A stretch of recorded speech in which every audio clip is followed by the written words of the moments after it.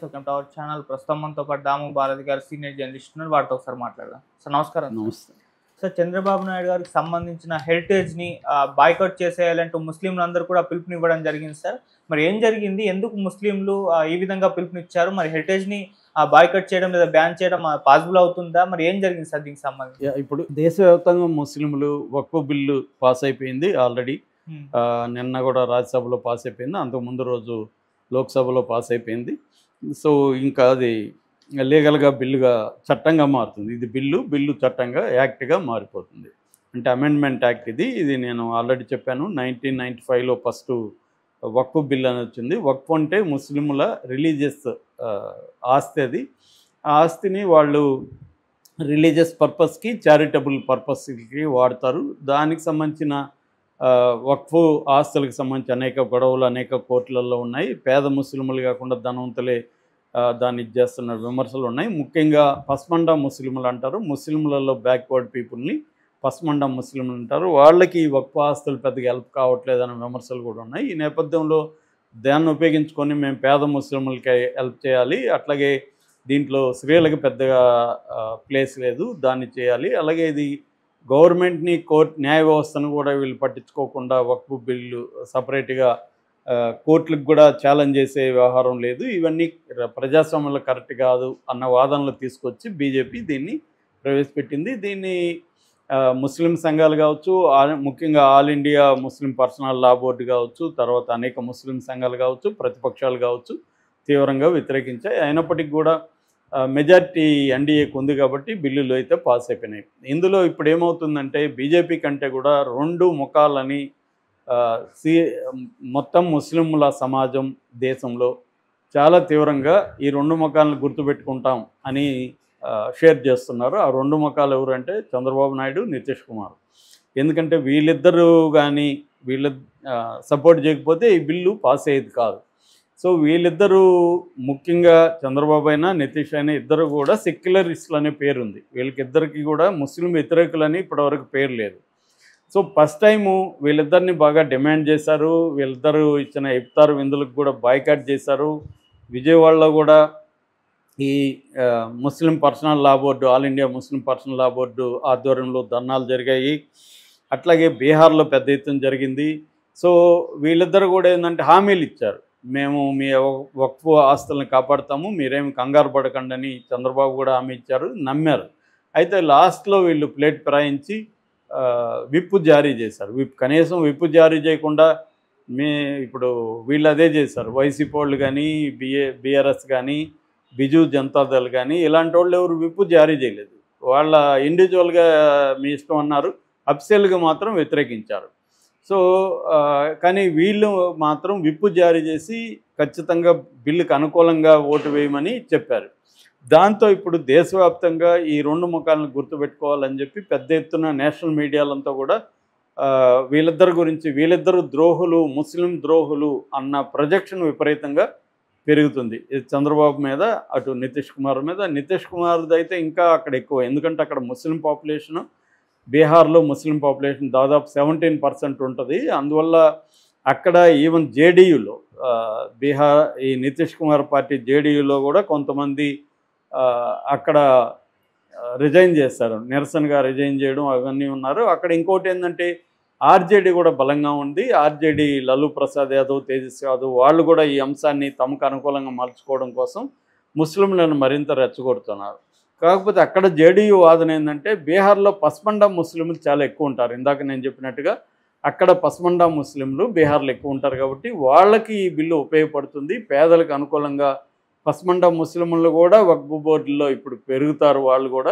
వాళ్ళు పెరిగితే ఈ వక్ఫ్ ఆస్తుల మీద వచ్చే రెంట్లు కావచ్చు అవన్నీ కూడా చారిటీకి, పస్మందా ముస్లింల వెల్ఫేర్కి ఉపయోగపడుతుంది అనేది వాళ్ళు ఆర్గ్యుమెంట్ చేస్తున్నారు. సో ఈ నేపథ్యంలో దేశవ్యాప్తంగా మాత్రం మెజారిటీ ముస్లింలు వీళ్ళిద్దరి మీద చాలా సీరియస్గా వీళ్ళిద్దరు ద్రోహులు అన్నట్టుగానే వాళ్ళ ఫోటోలు పెట్టి విపరీతంగా ట్రోల్ చేస్తున్నారు. వీళ్ళిద్దరిని గుర్తుపెట్టుకోండి, మర్చిపోకండి, ఈ రెండు ముఖాలని మర్చిపోకండి అని పెడుతున్నారు. అలాగా ఇప్పుడు రెండు తెలుగు రాష్ట్రాల్లో ఒక ఉద్యమం స్టార్ట్ అయింది ముస్లింల ఆధ్వర్యంలో. అదేంటంటే బాయ్కాట్ హెరిటేజ్ ఫ్రెష్ అని. అంటే హెరిటేజ్ ప్రెస్ చంద్రబాబుది కాబట్టి దాంట్లో ఎవరు వస్తువులు కొనకండి, బాయ్కాట్ చేయండి, ఇది చంద్రబాబు మన తడాకా ఏంటో చూపించాలి. ఎందుకంటే ఇప్పటికిప్పుడు ఎలక్షన్ లేదు కాబట్టి చంద్రబాబు ధైర్యం చేశాడు. ఎలక్షన్ల దగ్గర ఉంటే ఈ పని చేయకపోవచ్చు. ఇప్పటికిప్పుడు లేదు కాబట్టి మళ్ళీ చూసుకుందాంలే, ముస్లింలని మనం మళ్ళీ ఏదో ఒకటి మాయ చేయొచ్చు, వాళ్ళకి ఏదో సపరేట్గా మనం వరాలు ప్రకటించి వాళ్ళని ఇది చేసుకోవచ్చు అనేది ఆయన ఆలోచించి ఉండొచ్చు. మామూలుగా చంద్రబాబు ఎప్పుడో అదే థింకింగ్ ఉంటుంది. ఎందుకంటే వచ్చినప్పుడు చూసుకుందాంలే, ఇప్పుడే ఎట్లుంటే ఏంది అనేది ఆయన ఇది. ఇప్పుడు కూడా అంతే కదా, సూపర్ 6 నేను చేయలేదని చేతులు ఎత్తేసాడు. ఆయన తెలీదా చేయలేదంటే మాట ఇస్తే మనల్ని ఓడిస్తారని. కానీ ఆయన నమ్మకం ఏమి, లాస్ట్లో మేనేజ్ చేయొచ్చు. అప్పుడు కూడా ఈ పథకాలకంతా వ్యతిరేకంగా ఉన్న తెలుగుదేశం జగన్ 77,000 కోట్లు హామీ ఇస్తే చంద్రబాబు 1,20,000 1,30,000 కోట్లు హామీ ఎలా ఇచ్చాడు? అంటే నేనేది చెప్పినా ప్రజలు మాయలో పడతారన్న నమ్మకం ఆయనకుంది, కాన్ఫిడెన్స్ ఉంది, ఒప్పించగలమని. ఒప్పించాడు, సక్సెస్ కూడా అయ్యారు. ప్రజలు ఆయన మాయలో పడ్డారు కదా. జగన్ ఇచ్చిన 77,000 కాదని ఈయన 1,20,000 ఇస్తాడంటే ఈయన మాయలో పడ్డారు. ఇప్పుడు మోసపోయారు. మళ్ళీ కూడా మోసం చేయొచ్చు, ఏముంది, ఎన్నిసార్లు అయినా మోసపోతారు వీళ్ళు అన్న ఇది ఆయనకు ఉంది. కాబట్టి ముస్లింల మీద కూడా ఆయనకి ఇది లేదు. రెండోది, ముస్లిం ఓట్లలో ఆయనకి మెజారిటీ ఓట్లు ఎప్పుడు కూడా రావు చంద్రబాబుకి. మహా అంటే 15-20% వస్తుంది. 2024లో కొంత జగన్కి యాంటీ వేవ్ ఉంది కాబట్టి దాంట్లో కొంత ఇటువైపు వచ్చింది తప్ప చంద్రబాబు ముస్లిం ఓటు పెద్దగా లేదు. దాన్ని కూడా ఆయన ఎలా ఉన్న ఓటుని ఎట్లా నిలబెట్టుకోవాలనే స్ట్రాటజీలు ఆయనకు ఉంటాయి. ఎందుకంటే 5 ఏళ్ల తర్వాత కదా, అప్పుడు ఏం జరుగుతుందో ఎవరికి తెలుసు అని. అందుకని ఆయన ధైర్యంగా మద్దతు ఇచ్చాడు. ఆయన మద్దతు ఇవ్వడానికి వెనక ఆయన కారణాలు ఏంటంటే, ఒకటి, మోడీకి యాంటీగా ఆయన మాట్లాడలేని పరిస్థితి వాళ్ళ ఉంది. ఎందుకంటే ఆయనకి మోడీ మద్దతు లేకుండా నెక్స్ట్ ఎలక్షన్లకి ధైర్యం లేదు. ఇటు పవన్ కళ్యాణ్ మోడీల మద్దతు లేకుండా, వాళ్ళతో కలవకుండా ఇండిపెండెంట్గా ఆయన జగన్ మీద నెక్స్ట్ 2029లో వచ్చినా 28లో వచ్చినా ఎలక్షన్లకి వెళ్ళే పరిస్థితి చంద్రబాబుకి లేదు. ఓకే, అందుకని చంద్రబాబు ధైర్యం చేయలేడు. రెండవది, చంద్రబాబు మీద కేసులు ఉన్నాయి ఆల్రెడీ ఈడీ ఎంటర్ అయ్యింది. కాబట్టి ఇప్పుడు కానీ మోడీతో గొడవపడి, ఎందుకంటే మోడీతో గొడవే కదా, బిల్లుకి దిగిపోతే గొడవ పడాలి, బయటికి రావాలి. బయటకు వస్తే మోడీ ఇంకేదో మాయ చేసి మోడీ గవర్నమెంట్ నిలబెట్టుకున్నాడు అనుకో, చంద్రబాబుకి ఇబ్బంది అది. సో మళ్ళీ కూడా నెక్స్ట్ ఎలక్షన్లో కూడా బీజేపీ ప్రభుత్వం అధికారంలోకి వస్తుంది. మోడీ ఉంటాడా, యోగి ఉంటాడా, అమిత్ షా ఉంటాడు, పక్కన పెడితే బీజేపీ వచ్చే అవకాశం ఉంది. కాబట్టి చంద్రబాబు దానికి రెడీగా లేడు. ముస్లింలన్నా మోసం చేద్దాం కానీ మనం మోడీతో పెట్టుకోవద్దు అన్నది ఆయనకున్న ఇది. సో అది ఆయన పాయింట్ ఆఫ్ వ్యూ నుంచి కరెక్టే. ఎందుకంటే ఆయన ఇప్పుడు అవసాన దశ అని చెప్పచ్చు, అంటే పొలిటికల్గా. సో ఆయన చివరి ఎన్నికలను కూడా మొన్న ఎన్నికల్లో అన్నాడు, కానీ అది అబద్ధం. నెక్స్ట్ ఎన్నికల్లో కూడా ఉంటాడు ఆయన యాక్టివ్గాని. ఏదేమైనా ఆయనకి ఈ పాయింట్ ఆఫ్ టైం ఆయన లైఫ్లో ఆయన బీజేపీతో గొడవ పెట్టుకొని జైలుకి పోయి కూర్చోవాలన్న పరిస్థితిని తెచ్చుకోవడానికి రెడీగా లేడు. ఎందుకంటే బీజేపీ అనుకుంటే సిట్టింగ్ సీఎంలని ఆల్రెడీ ఇద్దరిని కూర్చోబెట్టింది జైల్లో.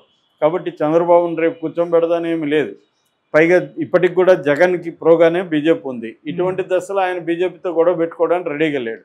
అందుకని ఆయన సపోర్ట్ చేశాడు. కానీ ముస్లింలు ఖచ్చితంగా ఇది వ్యతిరేకిస్తున్నారు.